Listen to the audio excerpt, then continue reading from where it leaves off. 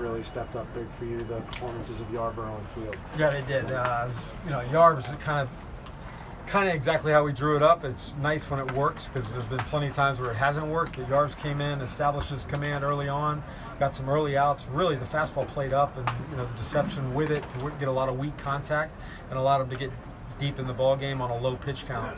And as far as Johnny, played well in the outfield, but got a lot of big hits. The first hit was something we needed because J.A. Happ has thrown the ball so well this year. He's the last guy you want to settle in, and Johnny comes up. We hit 3 balls hard, I think, the first time through. Johnny was the third one and finally had something to show for it. And then it kind of snowballed from there for Johnny. He had a lot of good at-bats and a lot of hard contact. Speaking of, Brad had the home run last night. He seems to be really comfortable in that cleanup role. No surprise when he's hitting behind the guys he's been hitting behind. Yeah, it does look like Brad's getting going a little bit. We noticed in Boston that he barreled up some balls, a couple just misses deep into the back corner in there in right center.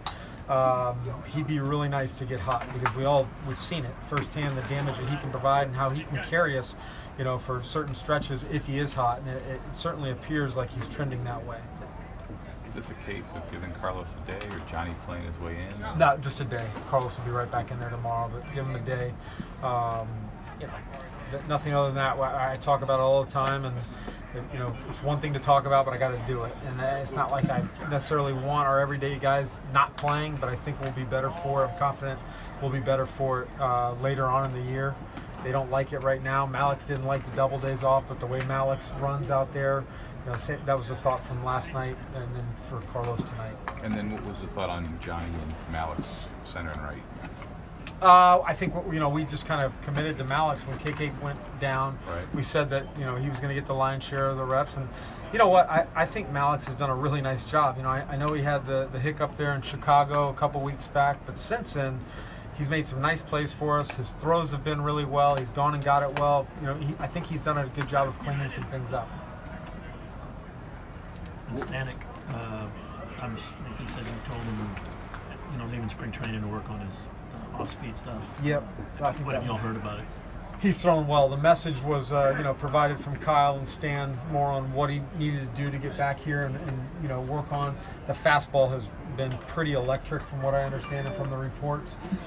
Saying that, I think he's the first to realize he can't come up here and throw an inning worth of fastballs and not have some complementary off-speed, whether it's a split or slider. So I know that's been a focus for him, but I just like the fact that he's been in the zone.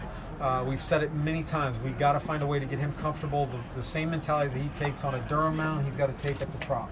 And when he does that, he's gonna help us, and he's gonna help us for many years. What do you know what's next for Evaldi?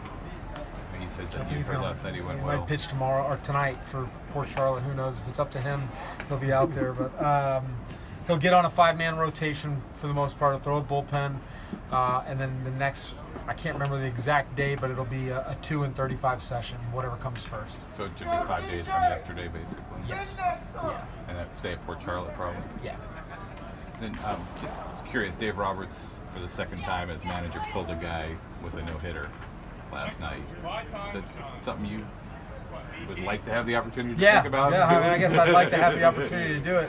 We've had some close ones here. Yeah. Odo, we pulled him with a one-hitter in the 6th or 7th, I'm not sure, against the Twins. So, that's kind of what we talked about the other day in Detroit. Sometimes you got to make some decisions that the score help you make rather than the performance of the pitcher and trying to get that matchup.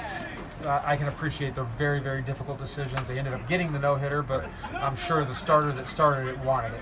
Right. Well, they were saying last that he's had one of the few people who can compare, like, which guy was tougher to pull out of a no-hitter because he had to do it a couple times. Yeah, I know with Rich, what was that, 2 years ago? Yeah, or? it was a blister or something. Yeah, or he was coming back and didn't want it and to. Stripling, the young guy, he had that a couple years ago, Yep. and Bueller last night. So.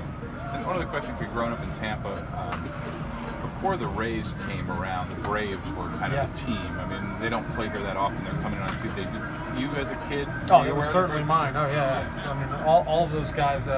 Del Murphy, when I was really young, and then the run that they had with. I can remember a lot of names: Ozzie Virgil, Mark Lemke, those guys, and then they kind of got really good there for a stretch, and Well, for what, a decade, they were really good. So, no, it'll be interesting. Nice to have them come in. I'm sure they're going to have some support here because of that. There's probably some longtime Braves fans that have just been in the area, and you had your option between WGN or TBS, whatever it was. And I know at our house it was probably more the Braves games.